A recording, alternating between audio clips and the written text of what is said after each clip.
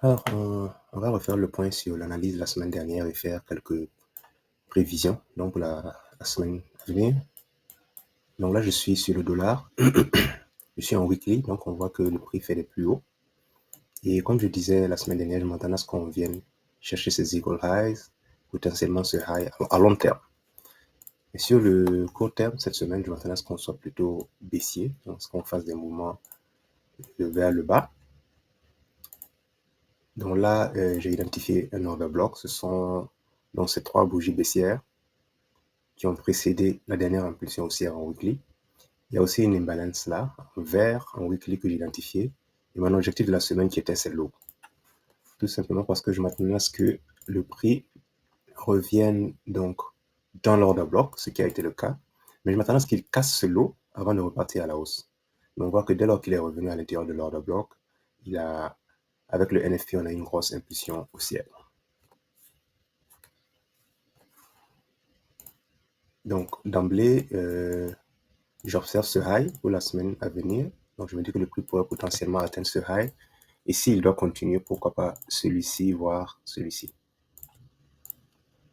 Et donc, en H4, on voit qu'on a commencé à faire une structure haussière. Donc, on a un low, on a un high, on a encore un low, et puis on a fait un nouveau high très impulsif. Donc, si on garde à l'esprit qu'on veut que le prix atteigne ce high, le scénario idéal serait qu'on ait un pullback. Donc là, j'ai identifié, déjà on a un gap. Donc on a un gap à ce niveau-là, sur cette grosse bougie baissière. Et ici, on a également ces highs, donc qui sont traversés par la zone du gap. Donc l'idéal serait que en début de semaine, on revienne dans cette zone avant de chercher des plus hauts potentiellement.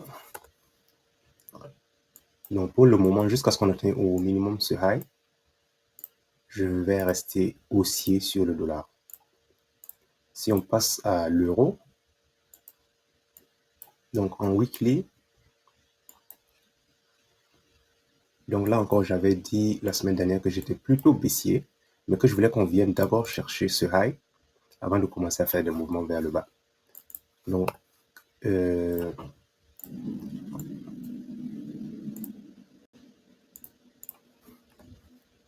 en début de semaine, on a fait des mouvements haussiers jusqu'à atteindre donc ce high avant de commencer à faire des impulsions baissières.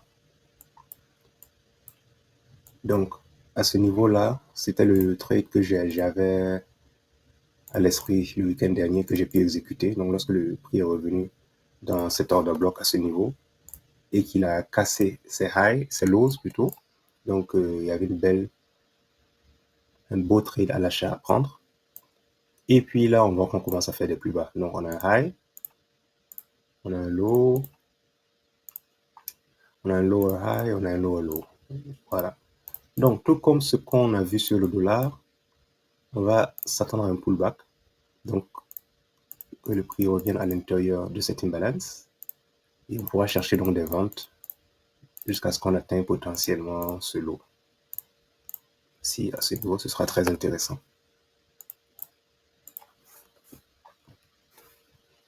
Donc, lorsqu'on fait l'analyse du GBP,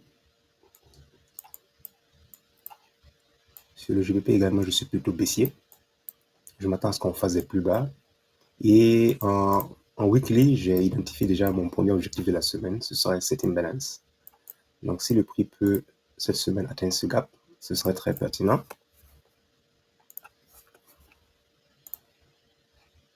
D'autant plus qu'en H4, on voit que le prix a vraiment beaucoup de mal à faire des plus hauts.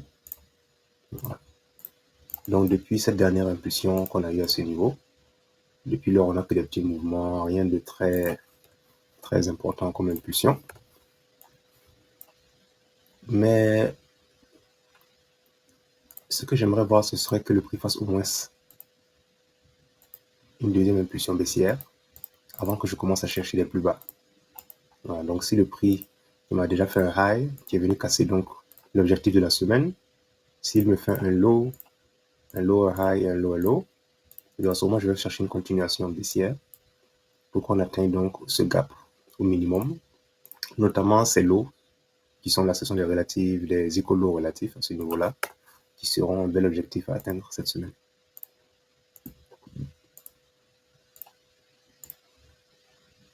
Alors sur les indices, c'était très intéressant également cette semaine. Et la semaine dernière, on avait commencé à faire une petite consolidation à ce niveau-là, au niveau de ces highs. Voilà, donc dès lors que ces highs ont été cassés, j'ai commencé à prendre des trades à l'achat. Et j'ai également eu un trade que j'ai pris donc, le vendredi après le NFP. Donc, parce que j'ai vu qu'on avait beaucoup de momentum haussier, on avait laissé une belle liquidité à venir chercher en dessous. Et on peut voir que si on revient en H4, au niveau de cette liquidité, on avait une belle imbalance. Et en revenant un peu dans le passé, on se rend compte que le prix a rebondi plusieurs fois dans la même zone que l'imbalance. Donc à ce niveau, et même là, il y a une consolidation à l'intérieur de l'imbalance, là, et c'était au niveau de cette zone de prix qu'il y a eu également les all-time highs plus tôt, donc en début avril 2024. Donc, c'était très pertinent pour moi que le prix rebondisse. Donc, dans ce gap, après avoir pris cette imbalance, et c'est exactement ce qui a eu lieu avec le NFP. Donc, lorsqu'on a rebondi à ce niveau, j'ai pu prendre des achats. Par contre, je m'attendais à ce qu'on fasse vraiment les plus hauts à partir de ce moment-là. Et ça n'a pas été le cas parce que, alors on verra peut-être mieux à M15. Voilà, donc lorsque le prix est venu chercher cette liquidité, là, il est revenu donc casser le high et il est immédiatement revenu à la baisse. Donc, à mon avis, ce que ça signifie, c'est qu'on n'a pas fini de consolider dans cette zone. Donc, cette zone-là, la consolidation n'est pas terminée. Donc, on a pris une liquidité, on est venu, on a du mal à faire des plus hauts.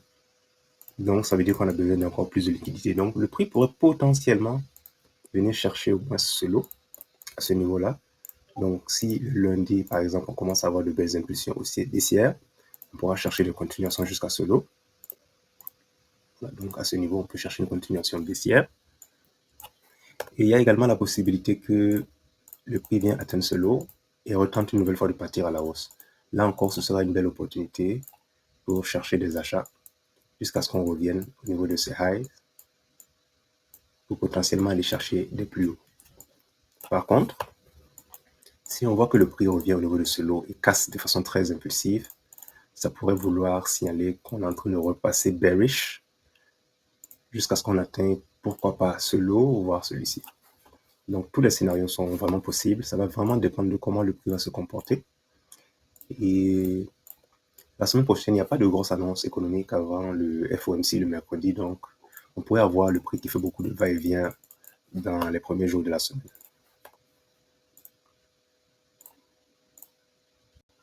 Donc, sur le crude oil, la semaine passée, j'avais comme objectif ce lot à ce niveau-là, donc cette imbalance. Le prix est revenu à l'intérieur très rapidement. Je n'ai pas eu l'occasion d'entrer dans des trades. Sur l'or, j'étais baissier. Donc, j'avais dit la semaine dernière que, vu la réaction qu'on a eue à ce niveau-là, je m'attends à ce qu'on vienne chercher. Je m'attends à ce qu'on vienne chercher ce lot à ce niveau-là. Mais je n'étais pas très convaincu par le price action qu'on avait pour le moment. Voilà, parce qu'en début de semaine, on était revenu. Voilà, on était à peu près dans cette zone. On avait fait cette impulsion baissière. Et j'avais compris qu'on était baissier, mais je trouvais que les conditions n'étaient pas réunies pour chercher des ventes. Il fallait donc attendre que le prix fasse une deuxième impulsion avant de chercher une continuation. Et effectivement, c'est exactement ce qui a eu lieu. C'est-à-dire que le prix est venu casser le high. C'était une très forte possibilité. Voilà, donc, et là, on a recommencé à faire une impulsion baissière. On est revenu casser ce lot. Voilà, et là, vraiment, ça me réconforte dans mon billet baissier. Et l'objectif, ce serait de pouvoir participer au mouvement qui va ramener le prix à ce niveau-là. Donc, ce qui sera mon objectif de la semaine.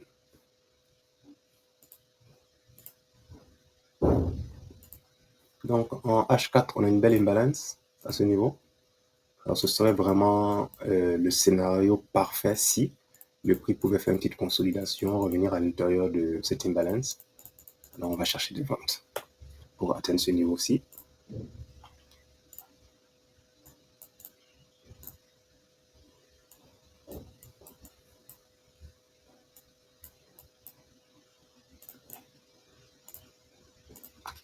Alors, sur le Bitcoin, c'est intéressant de voir ce qui s'est passé parce que à long terme, alors on va remonter jusqu'en weekly peut-être. Voilà, donc on est venu casser les all-time highs. On a une réaction à l'intérieur de l'imbalance. On est reparti à la hausse. Donc moi, mon objectif était qu'on vienne chercher ces highs à ce niveau-là. Et en daily, on faisait donc de belles impulsions haussières. Donc on faisait des highs les plus hauts. Et la semaine dernière, donc, je m'intéressais beaucoup à cette zone. Voilà, je m'attendais à ce que le prix revienne à l'intérieur avant de potentiellement aller casser les highs qu'on a identifiés à ce niveau-là. Donc ici. Et c'est pas vraiment ce qui a eu lieu parce que bien que le biais était haussier, il n'y a pas eu de pullback dans cette zone. Donc le prix a commencé à faire des plus hauts. Donc à ce niveau-là, on va revenir un peu dans le passé. Voilà. On passe en H1. Donc on voit que là, on n'avait pas vraiment franchi de façon nette ce premier high qui était le premier objectif. Et voilà, je m'attendais à ce qu'il y ait un pullback dans cette zone-ci avant d'aller chercher les plus hauts. Voilà. Donc il y a effectivement eu un pullback dans cette zone, on allait chercher les plus hauts et on a immédiatement réagi de façon très impulsive. Donc, je commence à me demander, est-ce que ce ne serait pas pertinent que le prix revienne maintenant dans cette imbalance qu'on avait identifiée la semaine dernière? Alors, on a fait une grosse impulsion baissière après avoir pris donc cette liquidité, cette première liquidité. Donc, a priori, on va rechercher une imbalance.